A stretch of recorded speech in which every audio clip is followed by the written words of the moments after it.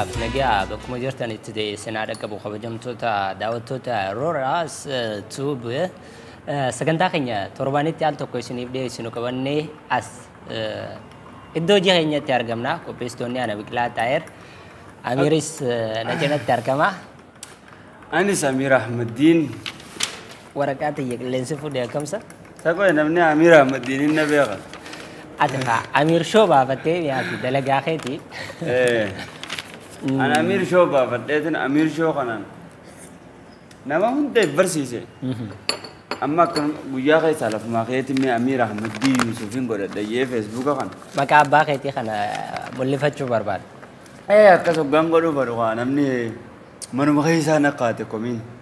Manuma faamiluma keessa. Maaliif maqaa abbaa keetii Facebook irraa kaa'uu diddaa? Ahmed. Obboleessuma kiyyaatu namni Amir Shootti si baratee jira yoo Amir Ahmadiin Yusuf goote laayikii fi koomentii tunus irraa xiqqaatti naan. Dhugaasaati waan biraandii namni si baratte yookaan dhaabbata namni si baratte yeroo jijjiirte maamillee keetillee ni xiqqaata. Akkasumatti asii turu si murteessa. Mee Amiroo gama sagantaa teenyatti achi deemna. Garuu gama sagantaatti seenuu dura guyyaa har'aan tanaa sponsora qabna gaa sponsora akkana nu babbareechee nu mul'isee jiru. Bunas nu obaasaa jiru. Buna nu obaasaa jiru. Kan argamu gaa lakkiidhaan anas duduu qabaara. Anas duduu qaba ture yaala. Torbaan naasi didee. Siinna didee. Sponsorri keenya gaa kiyyaa mana uffata aadaa fi ammayyaa Direedawaa naannoo Ashawwaa gamoo Haji Abdurrahmani Mina Market gama gubbaa jechuudha. Ono akkuma viidiyoo irratti daawwachaa jirtan gamoo kana keessatti jechuudha uffata kana nu kakkaayanii nutilleen akkanatti uffannee baanee jirra jechuudha. Sponsorri keenya kiyyaa mana uffata aadaa. Dabareessa ammoo gama hoteela itti qarasaa kana yookaan viidiyoo kana waraabamnu tololtummaadhaan yeroo feetanitti koottaa waraabamaa akka feetanitti manni keessanii keessa deddeemaa tanuun jettee hoteela Sabriyaa Loodee jenda restaurant Sabriyaa hotel iddoo galatoomfannaa sijirra sa'aadaa jaananii haadha manaa nu fayyamtee akka fedhii keessanitti waan biyya fayyadaa waan uummata hawaasa fayyadaa irratti hojjechuu sa'a feetanii mirga qabdan nuun jettee isiillee haa galatoomtu. Dabareessa ammoo buna kana akkanatti akka dhudhunnus kan taasisee abbaa chaanaalaa B-Boy Abdataati isas chaanala isaa subscribe godhaa fi walaa gargaaruu jenna gaa'e. B-Boy Abdataa hedduu galatoomis hin jenna. Chaanala B-Boy Abdataa namayyuutu subscribe akka godhu jechuudha gamanumaan. Godhaa. Isa buna kanaas nu affeere. Agalatoom. Agalatomu namoonni biraatis gaa warreen sponsora nu godhuu barbaadan sagantaan teenya caalatti akka miidhagdu dabareessa ammoo iddoowwan garaagaraa malee jiruu fi jireenya uummata keenyaa dhimmoottan uummanni keenya baratu qaban jennee nurratti akka hojjennuuf deeggarsi keessan nu barbaachisaa isiniin jenna gama dhimmicha sagantaa keenyatti achuu imallee meesanii dura dhimma sagantaa keenyaatti yoo imallee sagantaan teenya tan guyyaa irraa tanaa jechuudha. Waa soddom gaa'ila keessatti dubartiin abbaa manaatiif godhuu qabdu jennee kutaa duraa akkuma hanga 10 isiniif hojjenne arraan tanaas kutaa lammaffaa hanga takka isiniif qopheessineeti jirra. Kanaalatti hedduu namoonni galatoonfachuu qabnutu jira. Keessattuu kennaa guddaan si jajjabeessuudha. Akka ati galma geessu wanti keessa kee jiru akka bahu namoonni nu godhan koomentiidhaan namoonni hedduu malee yaada isaanii bilchaataa nu ibsanii jiranii dabareessa ammoo namoonni bilbilaanis qunnamanii yaada isaanii bilchaataa akka nuti cimnee uummataaf hojjennu nu godhanni jiranii. Hedduu galatoomaa isiniin jenna. Maqaa kiyyaa fi maqaa Amir maqaa daawwattootaatiin maqaa Oromoota idil addunyaa jiraniitiin hedduu isin jaalannaa nu galatoomaa isiniin jenna waa soddomitti achi imalla Amir torbaan lallaalaatii turre. Torbaan waan ajaa'ibaa isiniif qopheessineeti ture egaa kutaa takkaffaa irratti kutaan lammaffaa kun daran waan ajaa'ibaati je'eetiin abdadha. Har'a immoo abbaa mana keetii dura dhiira biraatii wajjin yookaan bultii jaartee jirtu taate akka abbaa mana keetirra dhiirri san caalu hin dubbatin jaa laata akkam jechuudha. Fakkeenyaaf abbaa mana keetii caalu waan asoo qabnu garuu ifaa ifatti gooneetu yaasuina akka uummanni baratuuf jechuudha. Abbaa mana keetirra yoo gurbaan san caalee namni walirraa raashidha jaagaa Jaafaraliiti. Dhuga. Namni walirraa raashee Jaafaralii. Namni kun yoo abbaa mana keetii karaa wal qunnamtiitiin yoo caalu ta'e tarii. Kana jechuun dubartiin takka yoo jechuudha gurbaa kana dura kan heerumtee amma dura dandama abbaa mana isii duraa kan agartu ta'e kan isaa kanaaf kakaanii immoo wal madaalchisuu hin qabdu. Wal madaalchisuu hin qabdu. Tarii yoo abbaan mana isii duraa san gurbaa kana caalellee himuuf hin qabdu. Hamilee isaatti tuqama. Bultii keessatti hamilee walii eeguun barbaachisaadha. Wal qunnamtii irratti qofa osoo hin taane karaalee biraatiinis jiraachuu danda'a. Karaalee uffannaatiin, karaa dubbiitiin, karaa ilaalchaa, karaa adeemsaa, karaa dinagdee irratti qusachuutiin wantoota akkanaa kanaan garaagarummaan jiraachuudha mala. Hubattee abbuma manaa kiyyaa kanaatu naa caalaa jettee yoo ka fudhattu taate jaalaltii isaan lameen jidduu jirtu dabalaati deemti jechuudha.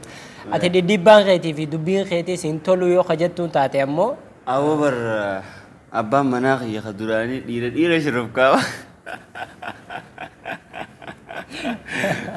Dhiira shurrufkaa. Ati immoo maali? Shaajii yoo si jette.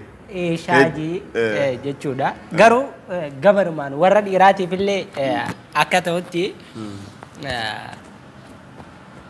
keessattuu namoonni gariin waa'ee rakkoo uummata keenyaa kana yeroo haasofnu akka nuti namoota ilaalcha biroo keessa akkanaa kanatti namoonni koomanti godhanis ni jira. Hin dogongorina.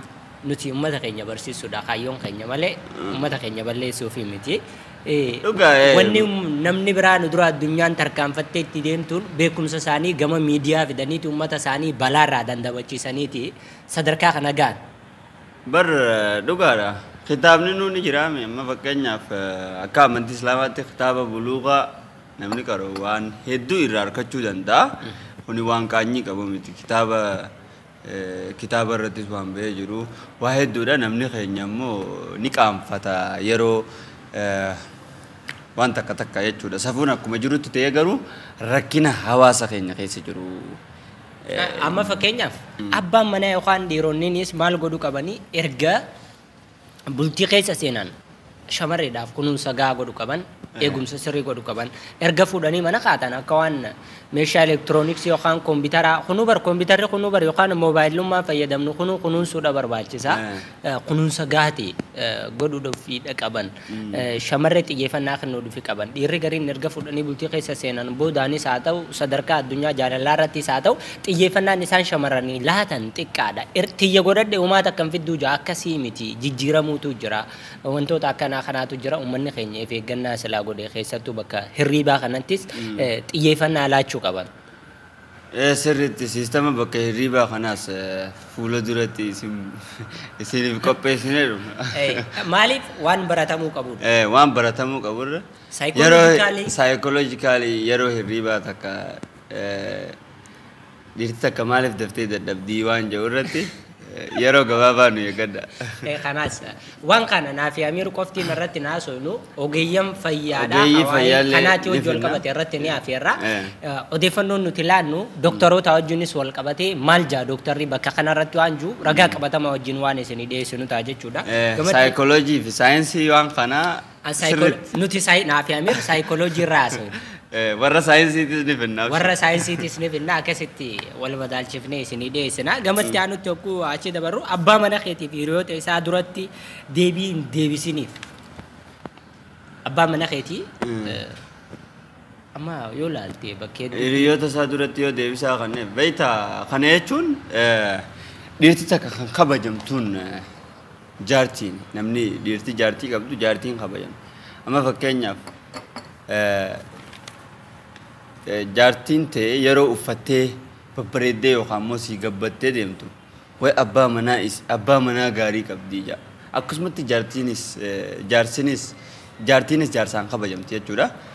Kanaafu abbaa manaa keetii duratti deebisaa isaa kan nu jechuun kabajaa silaa. Ma fakkeenyaaf an jaartii bareedduu yoo manaa qabaadhe yoo biqilaan mana kiyya dhufe na kabaja jechuudha. Way jaartii isaanuma bareeddu.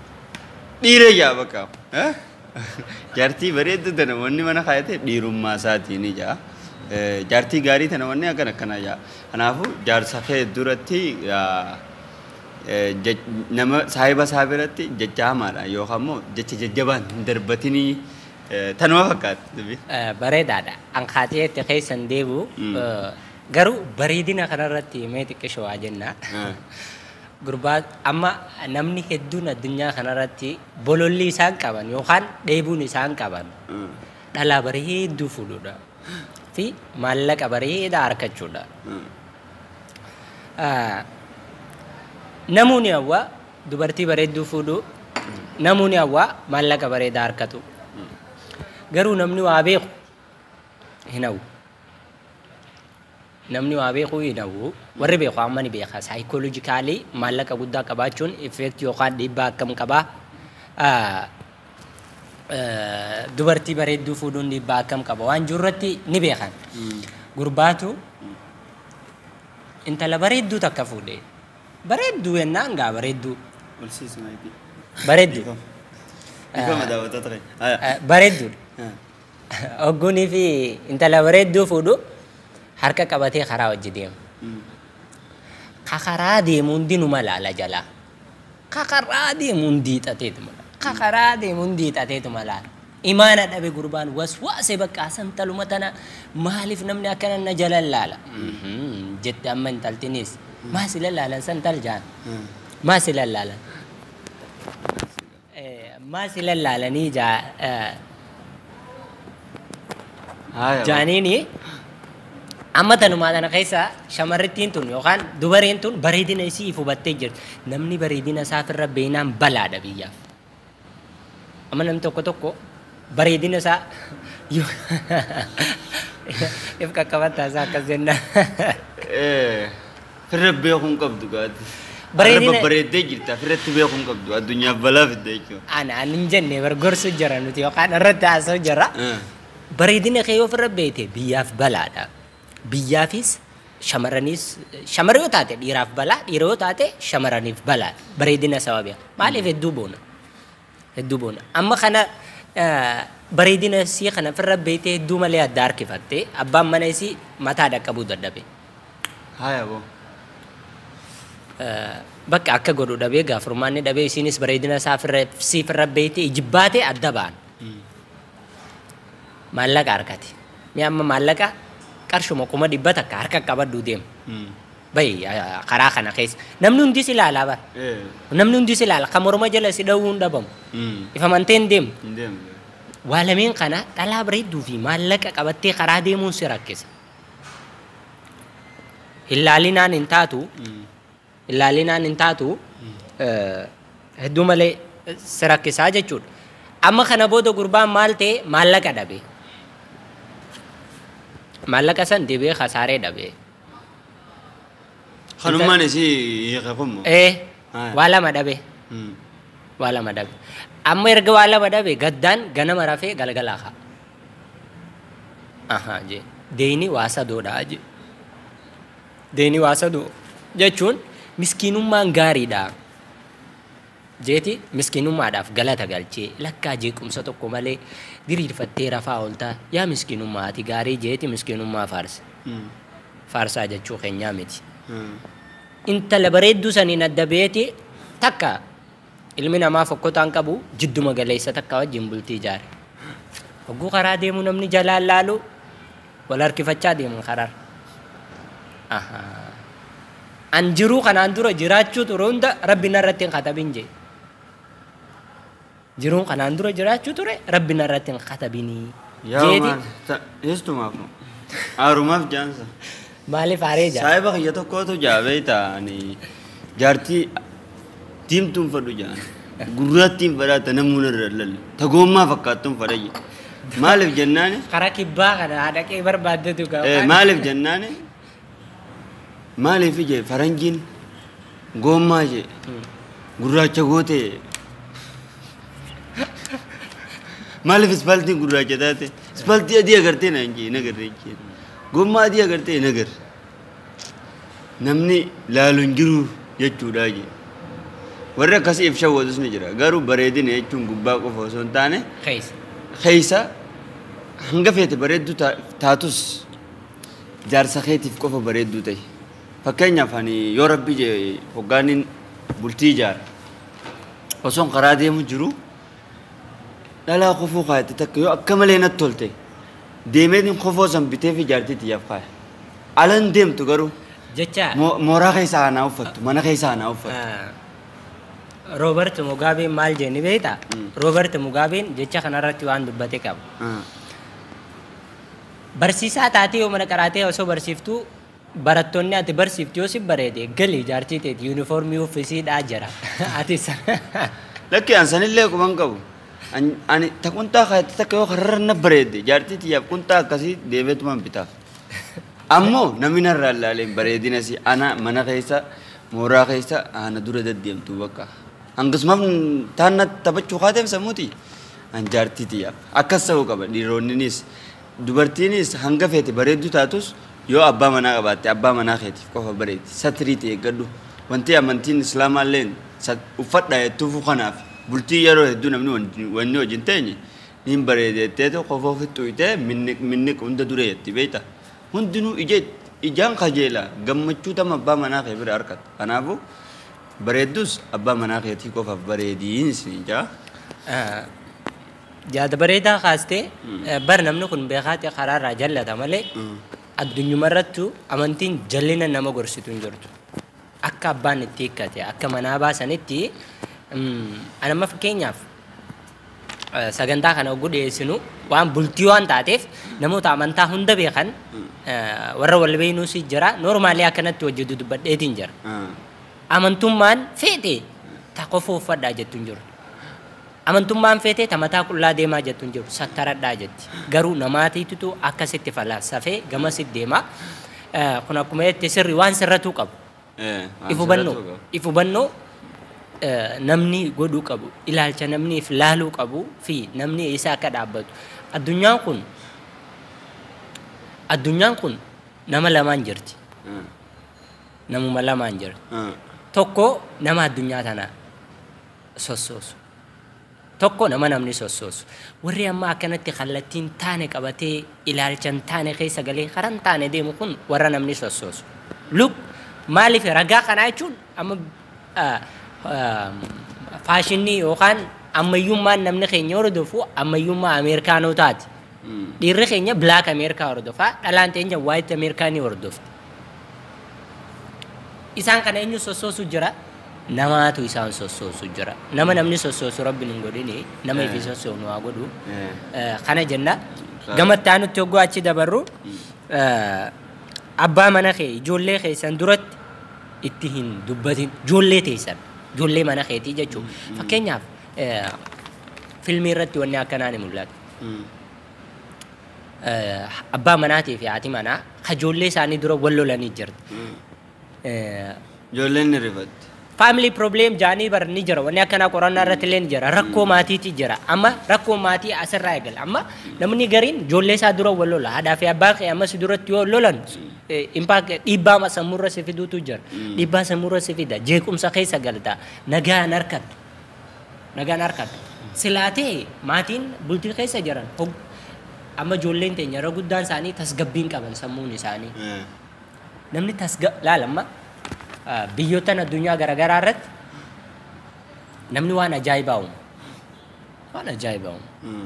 qorannaa riisarchara gurguddaa kanaatu uumamu akkaataan guddisa isaanii tasgabbaa'ee nagaa irratti sammuu guddatteetu waa uumuu danda'a sammuun jeequmsaa guddattee ijoollee duratti jechuudha haadhaaf abbaan ijoollee duratti wal dhungachuu kiis wal godhuun akka san dogongora ragaa kanaan sii fida mucaan takka yeroo takka xiqqaa ture biyya faranjii keessatti gaheen mucaa hojii isaa gaazexeessaa indiin hogguun siimu dhuma mucaala gaazexeessaadha garuu gaafa xiqqaa ture biyya faranjii kana keessa beektaa amaloonni garaagaraa ni jiran osoo jaarsa qabanii dabalachuun osoo jaartii qabanii dabalachuun wantoonni akkanaa kun ni jira biyya faranjoota kana keessa itti daachuu jira. itti daachuu Amma ijoolleen teenyaa taasii deemte biyya faranjii jirtu. Ka inni fuudhee bakka jaartii isaati waan jettuun awoo gutakka fireendii kiyya ka duraanii isaa wajjiniin bulee ganama dhufa jettee biraa deemte. rabbi irraa dhaabu. Rabbi irraa dhaabu.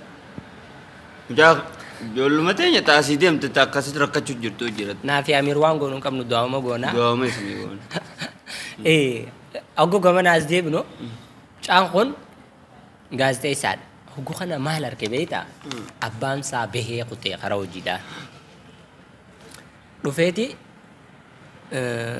bar fireendiin kun saa afaan Oromootiin qaadimaadhaami. Qaadimaa dursan. Qaadimaan isii ka dursan dhufeeti maal godhee? Dhudhungateen akkuma ati jette sanitti. Hogguu dhungatu agaree mucaan. Hoggus bari xiqqaa dubbachuu hin danda'u. Amma ni guddatee step by step guddachaa deema. Abbaa jee gaafii gaafate.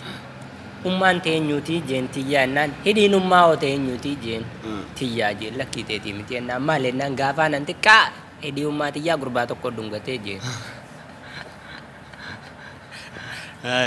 Hidhii ummaa tiyyaa gurbaa tokko dhungatee.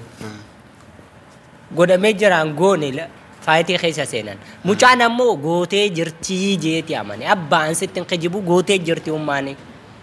Arkee himuun dadhabee gaafasii jee. Maaliifii dhoysita maaliifii hangaarraan himin jennaan ani himuun dandeenya ijoollee. Arkee garuu wanneen dhibee hangammaa seetaa jiru. Ummaan tun tiyya moo ummaan tun teeti moo tanamticha sanii qofaan naan galanii adda baafachuuf hangammaa ture. Kanaafuu ijoollee dura wal dhungachuun waan akkanaallee sammuu keessanii garuu jaarsaa fi jaartiin ijoollee isaanii duratti jaalala waliif qaban.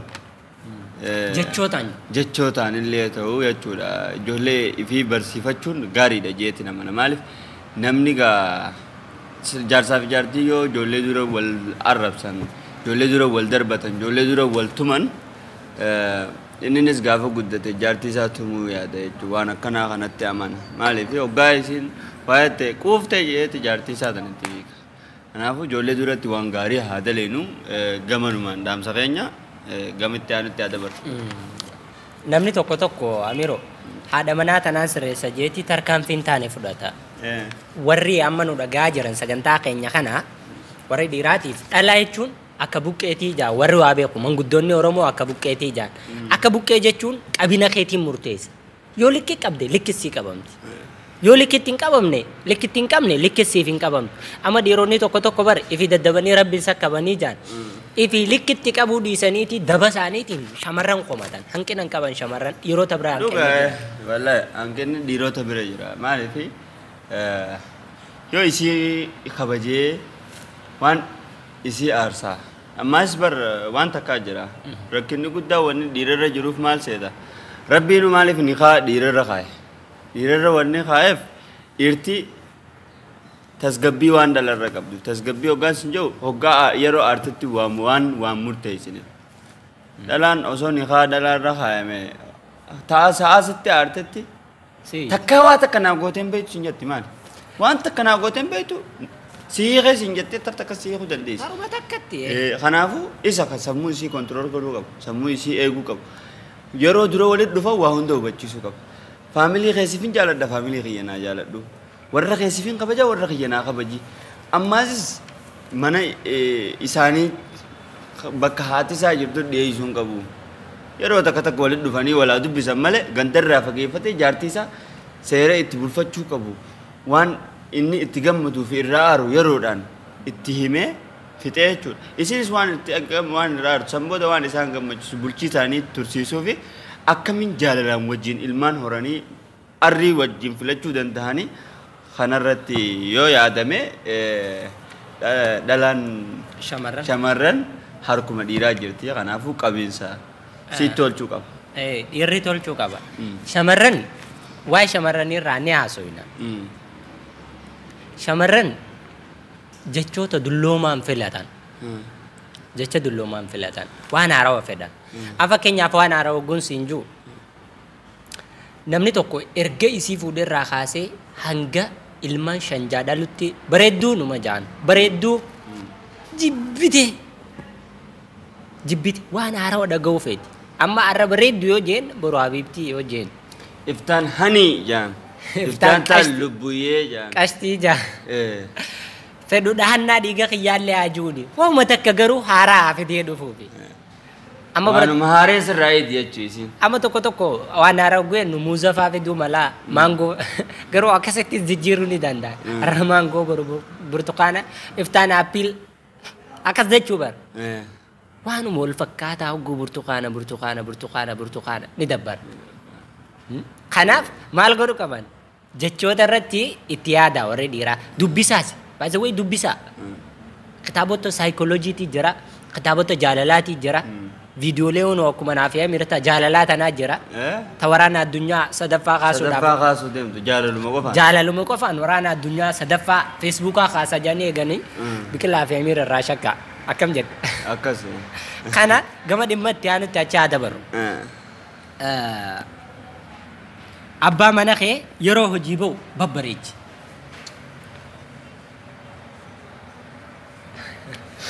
mataa mi micciirtaa akkasin yeroo inni hojiif deemu babbareechi jechuun namaan ani akkanatti agaree jira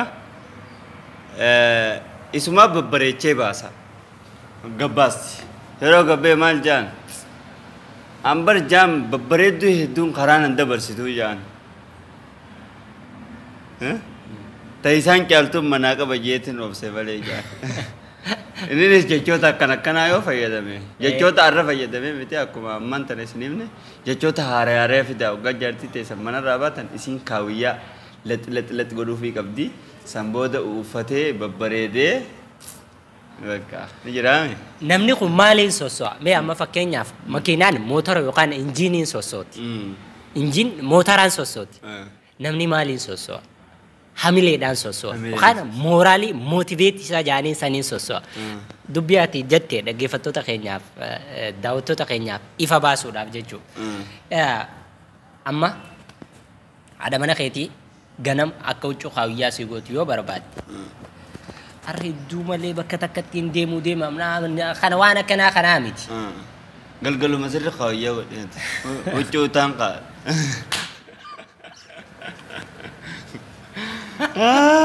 hiriyaatuma lammataa bareechinaan amiira akkas hin jalle ayyee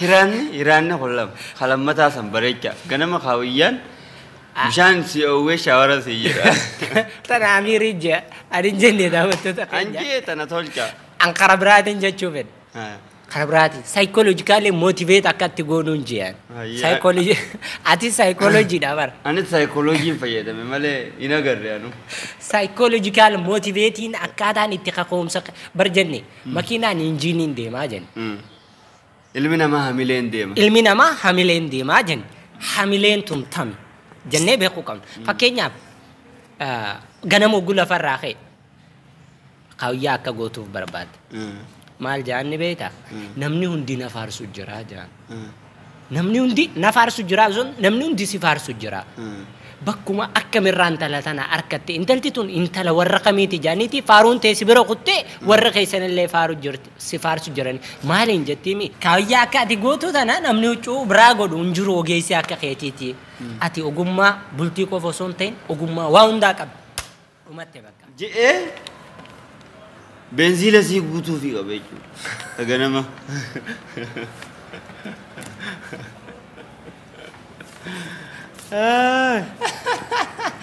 kana inni itti aanu hiriyoonni kee akka abbaa mana keetis siqan hin ayyamini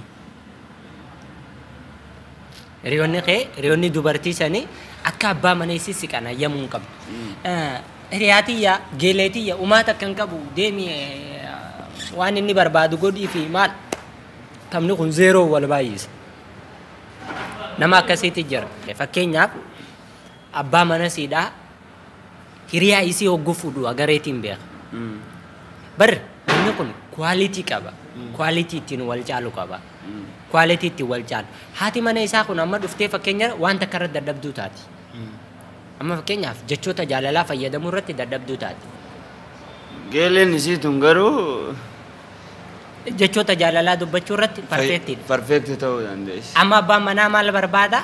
Sammuu nama waan haaraa barbaad jennee jira. Isa maaliifi boola akka rabbiin hedduume gujee xiyyeeffannaa isaa kana bira godha. Yoon dhiyeessine ta'e yoo tarii. Amma abbaan mana kiyyaana dhiisee deemaa jeeti shamarran hedduun dheerina jaaladhu dhiisee deema. Abbaan mana kiyyaana dhiisee deema dadhabina isaaniiti. Xiyyeeffannaa kennuufi qaban. Jaalala keessatti osoo waliin fuudhinis erga bultii keessa seenanis. Erga bultii keessa seenan garuu piroogiraamni yookaan akkaataan itti adeemsaa irra guddaata. Amalli duraan ati osoo aaruu dandeessu dhoyfattee mana keessa ta'e ala warra keessan bira ta'e sogguudhu bultii keessa dhufte dhibba guutus si jalaa ba'a. Duraan 50 yoo fidattee deemtee jechuudha. As keessatti maal ta'uu qaba shamarran shoora olaanaa taphachuu qaba. Abbaa mana isaaniitii fi hiriyoota isaanii jidduu daangaan jiraachuu qaba. Haati manaa dabarsitee taa'uutti dhiisuun qaba. Kana if eeggannaan akkanaa kunis godhamuu qaba. Dubartoonni keenya xiyyeeffannaa asirrattis kennuu qaban. Egaa daawwattoota keenya kabajamoo kun kan daawwachaa jirtan sagantaa jireenya jaalalaa waa soddoma kan dubartiin haati manaa abbaa manaa isiitii waliin turu faamilee abbaa manaa eeguu fi gaa'ila keessatti maal godhuu qabdi kan jedhu waa soddoma irratti sagantaa kutaa lammaffaa qabannee jirru. Ispoonsara qabne ispoonsara sagantaa kanaa kan nu godhe mana uffata aadaa fi ammayyaa kiyyaa fi akkasumattis kan buna kana akka dhugnu nu godhe dhugi buna jettee nu godhe immoo chaanaala biibooyi abdataati nu faana turan afeerraa ta'e. Egaa gamanumaan namoonni sagantaa keenya caalatti akka miidhagan barbaadan sponsora nu gochuullee ni danda'an kun namni jechuudha. Caalatti akka waan bareedaa hojjennuuf jechuudha. Wal jabeessuu wal guddisuuf jecha. Gama dhimma itti aanutti yeroonii fi achi imallu ammoo dhiqadhu dibadhu babbareedi. Dhiqadhu dibadhu babbareedi. Abbaa mana keetii duratti dhiqachuu qabda. Bareeduu qabda. Ala caalaa jaarsa kee fuula duratti tolfachuu qabda. Tolfachuu qabda. Amma shamarran keenya irra guddaan yeroo akka aruuzaa faadha. Dibachuu qaban. Dhugaadha. Dibachuu uffachuu babbareedu jechuun maal jechuudha seetan? Dubartiin takka yeroo ala gabbaatu shittoon dibatinii wanni ja'uuf maaliif kitaabni illee namoota biraallee waan harkisuu dandeessuuf jechuudha.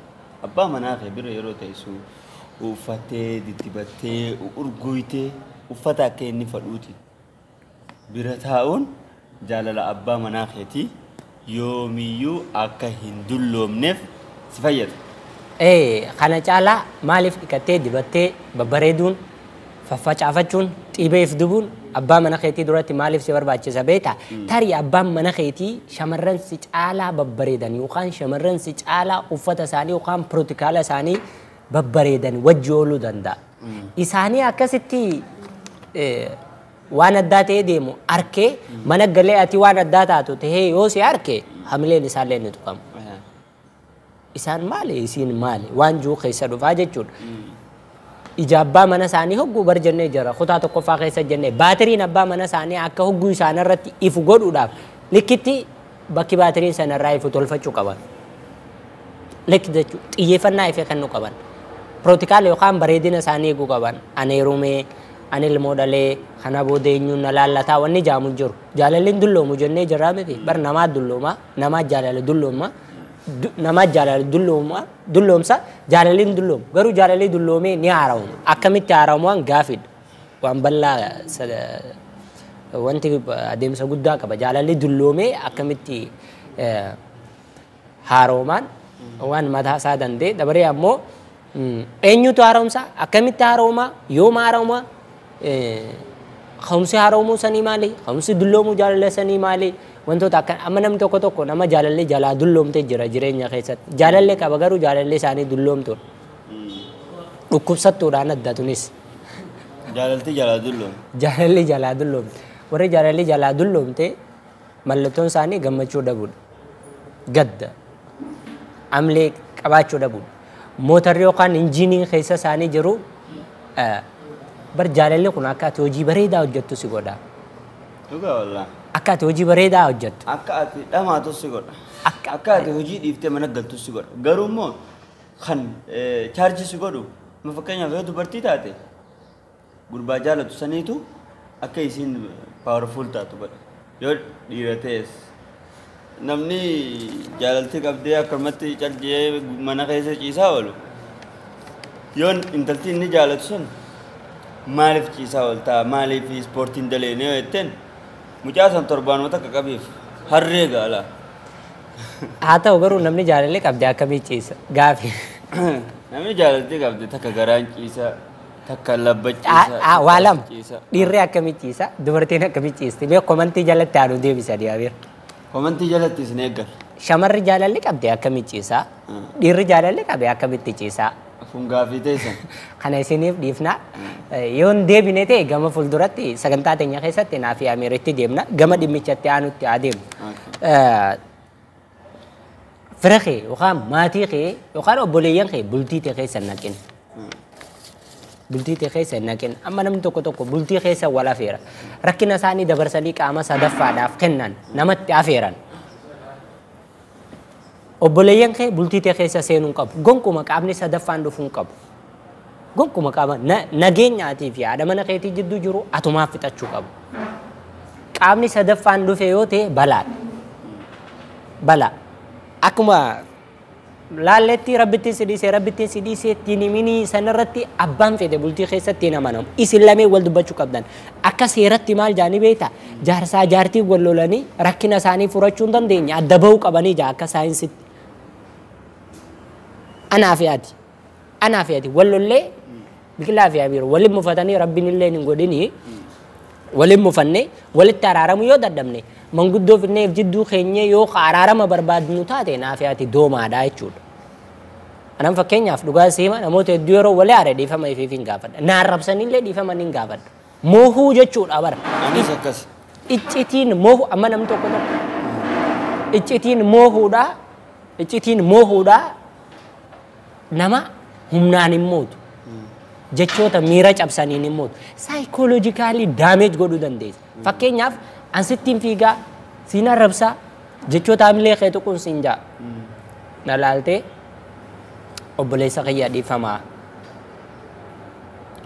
Inumaa sit dubbachuu kiyyaafuu naaf balleessee dhiifama naa godhii jetteetii harka isaa deema. Akka saayikooloojiitti akkas yoo garuu namni san gawwaa taate irrumaa cufatte. Irraa cufatte. Maaliif gawwaan yoo ati dhiifama maal jettee na sodaatee siin jaa. Garuu immoo nama sammuu isaa banaatiif yoo rakkoo xiqqoo takka waliin mufattan dhiifama jettaan gawwaa taanaan immoo nama san gana toora yoo inni asiin bee achiin bee. Dhundhuma 70 akka sheexaana addeessuu qabda. Maali sammuudhaan moo'u jechuu. Bultii keessattis akkanatti moo'uu dandeessaa jechuu. Haadha mana keetii jarjartee waa siin jettee dhiifamaa. Jarjaree abbaan manas yoo aaree jeen dhiifamaa. Walajjeessu jechuu. Maaliin saayikooloojiidhaan. Jireenyuma jiraatu keessattuu warri daawwatu. Warri sagantaa keenya daawwatu. Namni tokko yoo isinii waliin bu'ee deebisaa keessan humnaa fi jechoota badaa godhuurra umrii san guutuu akka namni san sheena'u godhuudhaaf dhiifama obboleessa kiyya naasee balleesse. Inni osoo balleessee beektuu dhiifama gaafattaati. Tokkoffarratti yaadaan mootee lamaffarratti ammoo jireenya nama sanii keessatti akka sheenaa keessa seenu gooti. Kanarra mudannoo hin qabu. Mudannoon ani qabu maal seeta biqila saahiba tokkoon qabaachuu ture. Saayibni nan qabu san osuma bakka mana keessa hojjeteenyaa haasofnu michoota akka natti toltee jaaladhee beektaa jaaladheen jeen bakka natti toltee yeroo ilaalee na gammachistee waggaa meeqa dura seeta waggaa 7-8 garuu ni jaalattee moo sanboota michoon dasne jetteen jeen mucaan ni jaalateedha ani natti toltee michoon tun maal jennaan fuudheetuma bilbiluma isaatiin teegisti godheef. Waan kana diraamaa hiriyaa sobaa jiru tokko irraa dalageetiin jira. Diraamaa isaaniis irra deebitan ilaaluu dandeessan. Sanboota teekstii godheefi maal jee ana amiiroodhaa jeen.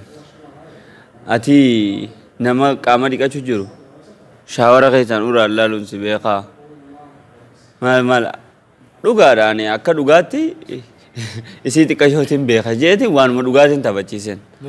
mucaa waan sirrii gaafa isiin akkana uraan hawara keessaa akkana nama laaltu kan jeetin ni jira tattawachis mucaa miiseejii san hunda barreessee fi amma karaa deemu jirra mana keenyarraa baanee osuma deemu jiru aboo aboo cusii deemin jeen dhalaatanii irraa bobboonan malee ati ni jiraame kaanii immoo if qaaleessuu kiyye waan hin balleessu hin beeka boo naan jette boo cani jee aboo jazbaan jettu garagaleetin ni unaarre garagaleetin eenyu baantaan jaane eenyutu silkii isaatiin na arrabse silkuma isaatiin beekta mee abbaa silkii gaafachuu qabdi bu ana amiiroodha jee barruu akkasit dheeyxeef jecha bilbilli kasaa ta'ullee osoo beektu eenyu bilbila isaatiin na arrabse hay abooni arrabsite anammas naan galle maaliif arrabsite intala dhalaa takka bar kabajuu qabda dhalaan bar obbaleetteeti haadhateeti je'eetin isuma dubbadhe isiin ammas waa daddarbachaatuma kuttee gaartee jirti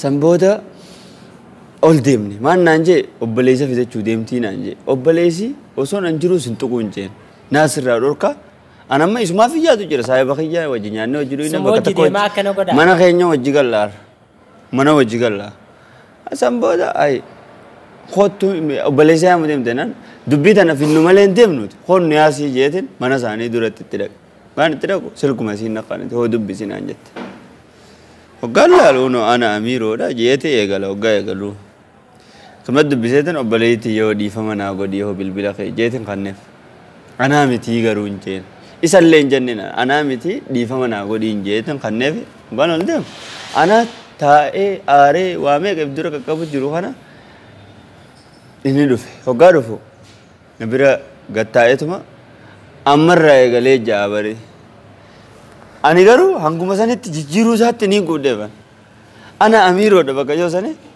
ammarraa eegalee ja'a je'ee naddoomsu aboo obboleessa kiyyaan jeen wallaahi dhiira namaati jechuun jeen hoggaa aare dhehee aara bahu osoo hin taane kan yeroo aare sanitti of to'achuu danda'uun jeen obsa kaa qabu namoonni namoota jechuu gaafa du'an jechuudha gaafa qiyamaallee namoota torban aduun hin xuyne keessaa namni yeroo aaretti rabbi jecheef qabe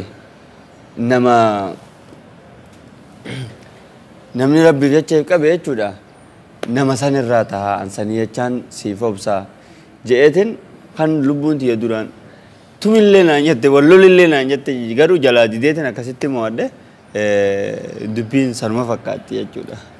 Obsa qabaachuun jireenya mo'achuun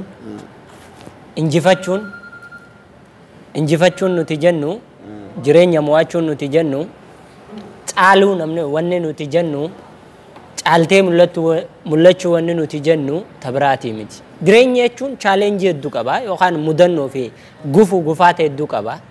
Garuu jireenya keessa mo'achuudhaaf bultii keessatti illee dhimma keenya sagantaan jireenya jaalalaa soddomman dhiironni dubartoota irraa fedhan waan ta'eef jecha akka abbaan mana sii injifatu akka abbaan mana sii milkaa'u akka abbaan mana sii bakka yaade ga'u hamilee kennuu qabdi.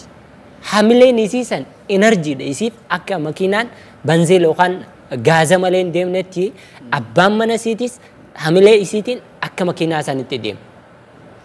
Gaafa hamileen isii irraa dhaabbatte karaa wal qixaa dhaabbata namaatu isa dhiibaa jechuudha. Namoota tokko agartee ni beektaa jireenya kee keessatti nama namni dhiibu. Namni dhiibu. Fakkeenya amma fakkeenya anaaf yaate akkana dalaguu dandeenya. Viidiyoo akkana dalaguu dandeenya. Garuu maal goona akka namni tokko Finfinnee irraa dhufee Amiirii fi Biqilaan dalagaa haa kaameeraa sanaatu isin waraabaa bakka kana tana taa dalagaa jiru. Eenyuun nu dhiibu jira. Zaas isaan nu qaba. Kaameraas isaan nu fida. Viidiyoos isaatu ediitingi nu godha. Waa hunda isaatu gaayid nu godha. Eenyuun nu dhiibu jira. Isaan nu dhiibu jira. Jireenya kana keessatti nama namni dhiibu osoo hin ta'in nama namni dhiibu ta'uudha qabna nuti.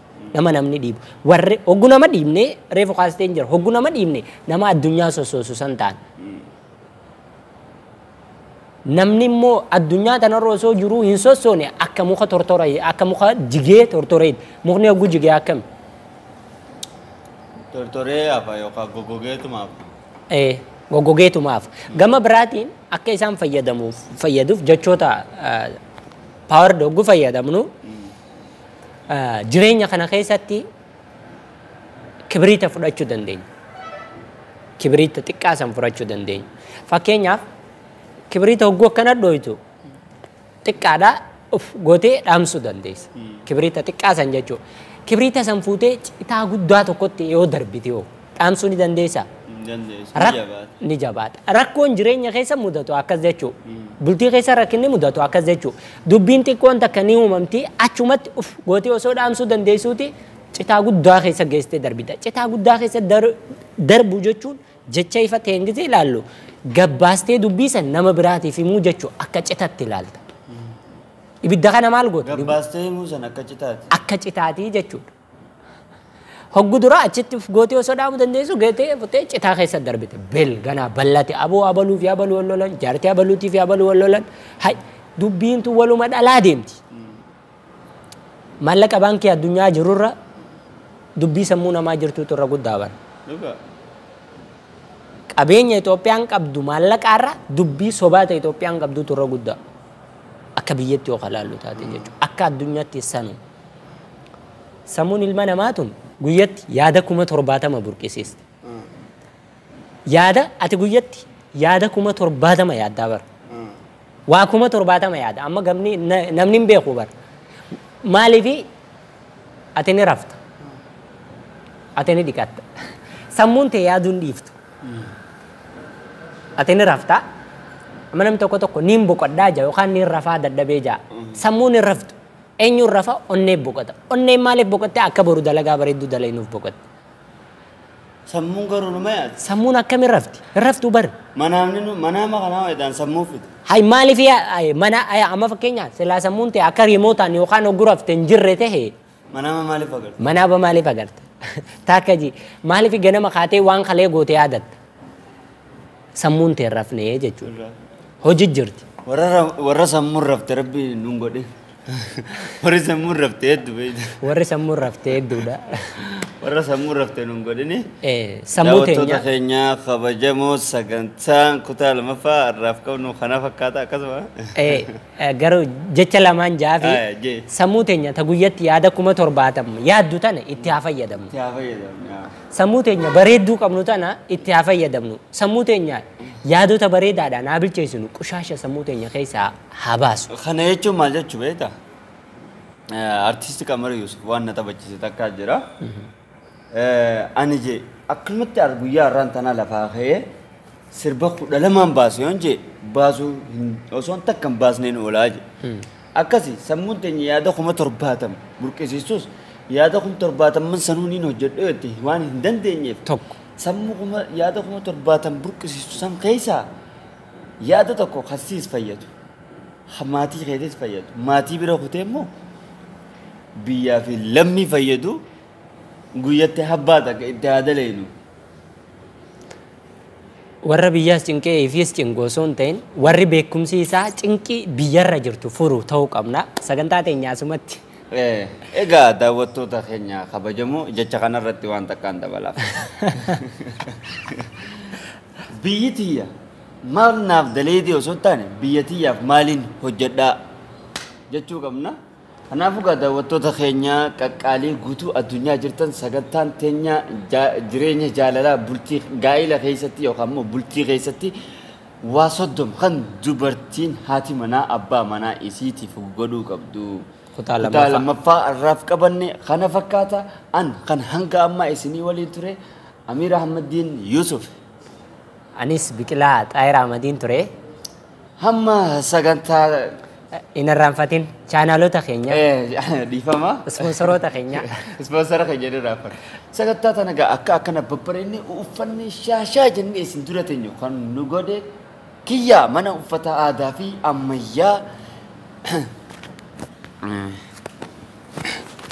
Sagantaa tana akka akkana babbareedne uffanne isin dura teenyu kan nu godhe kiyyaa mana uffata aadaa fi ammayyaa Dirree Dawaa naannoo Ashawaa Fookii Miinaa Maarket jedhu gubbatti gamoo Miinaa Maarket fookii gamoo lammaffaa gubbatti argamu kiyyaa mana uffata aadaati. Akkasumattis sagantaa kana gama deeggarsa maallaqaatiin kan nu cinaa dhaabbate ispoonsara nu godhe B-Boy Abdataa. B-Boy Abdataa chaanaala B-Boy Abdataa jedhu akkuma sagantaa tanarraa yoo gammaddan B-Boy Abdataa irratti nu garsiisaa subscribe godhaat. Akkasumattis chaanaala Biqilaa Tube jedhu isallee description jala isiniif kaa'e. Biqilaa Tube namoonni biqilaa dinqisiifattan biqilaa jaalattan jaalalatee isanis achirratti na agarsiisuu gaftan. Akkasumattis chaanaala Roraas Tube hamma irratti hojjechuu jirru kanas subscribe godhu akka hin daganne haaree taanaa warri gootanii jirtan galatooma nama biraa itti afeera. Warra hogguutiin subscribe si godha. Warri hogguutiin subscribe godhe joos galatooma garuu hogguma tokko godha. Kanaafuu daawwattoota keenya kabajamoo ati sagantaa fixu jirru irra qofalta. Laki. Shaayii itti dhugi bakka. Laki abbeexeetiin jira hogguutiin. Kanaafuu daawwattoota keenya kabajamoo isin jaalanna isin kabajina hamma sagantaa jaalalaa tana kutaa sadaffaadhaan isinitti deebinutti sagantaa haftee waliin turtii gaarii isin jenna. Nageetti.